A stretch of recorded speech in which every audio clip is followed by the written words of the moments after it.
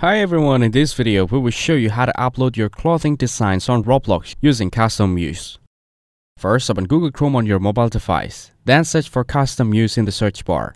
Now tap on the official CustomUse link from the results. Here, tap on Roblox option to start designing for Roblox. Next, tap on Continue with Google. Now choose your Google account and tap on Continue.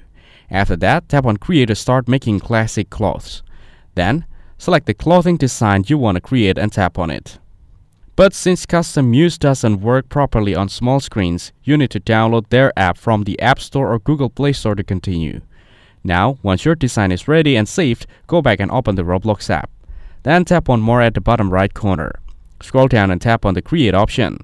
Next, tap the three lines at the top left corner to open the menu. Here, tap on Creations.